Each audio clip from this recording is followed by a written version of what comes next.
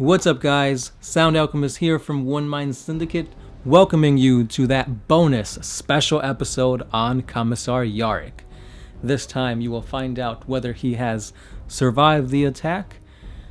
So without further ado, let's go to the facts. Days after the destruction of the Space Hulk, Yarrick regained consciousness. Astonished that he was still alive, he was even more amazed that his bionic claw and eye had been returned to him. Yarrick was greeted by hundreds of orcs cheering him on. 2 orcs escorted him through the ranks of a launch bay where Gagskul Thraka awaited him next to a shuttlecraft. Yarrick expected to fight the warlord, but Gagskul merely stepped out of the way. The warlord later explained to his knobs, "Good enemies is hard to find," implying he enjoyed the challenge Yarrick posed so much that he did not want to end it just yet. Yarrick left Golgotha courtesy of his nemesis, but soon returned with a force built up of Adeptus Mechanicus military force and a massive weapon known as the Ordinatus Golgotha. Yarrick was able to drive the orcs away from this planet. Golgotha was eventually recaptured by the orcs during the Third War for Armageddon. The Third War for Armageddon began 50 years after the end of the Second War. Yarrick arrived back on the planet 2 weeks before the invasion began and took control of all of the planet's forces. The orcs arrived on a pre-built fortress made from hollowed-out asteroids. Yarrick personally led the assault on one of those fortresses with a force of Cadian shock troopers. Eventually, the orcs were pushed out of the Armageddon system. When Gagskul fled Armageddon and the Black Templars prepared to give chase, Yarrick petitioned High Marshal Helbrecht to allow him to join their quest. Helbrecht agreed, and Yarrick immediately set off.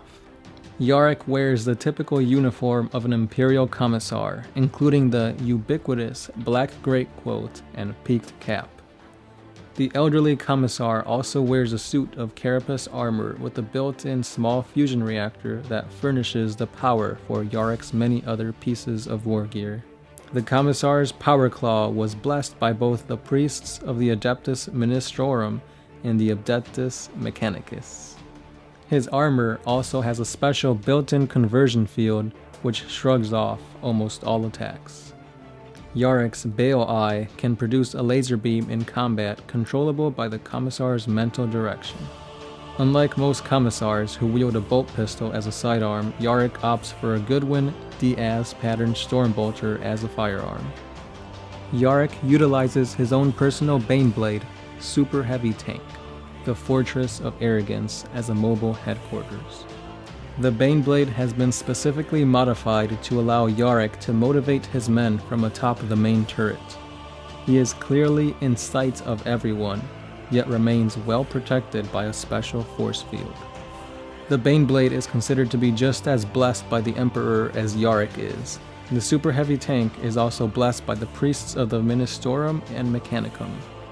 Commissar Yarrick's most potent weapon is his Iron Will, which allows him to shrug off and ignore the consequences of wounds that would disable most other beings. Rumors have spread that some Space Marines have relied on his authority in combat, something unheard of within the Imperium.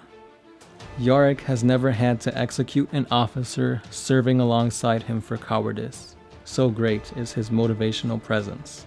Imperial soldiers see it as an immense honor to serve under the venerable Commissar. And there you have the lore on this awesome character, Commissar Yarrick. Comment down below on any other people you guys want to hear about, whether it's Primarchs, Chaos Lords, Gagskul Thraka, or Helbrecht High Marshal. Just write them down below and I will pick one and you guys will enjoy it. So don't forget to like, comment, and subscribe. And as always, I have been the Sound Alchemist, part of One Mind Syndicate, signing out.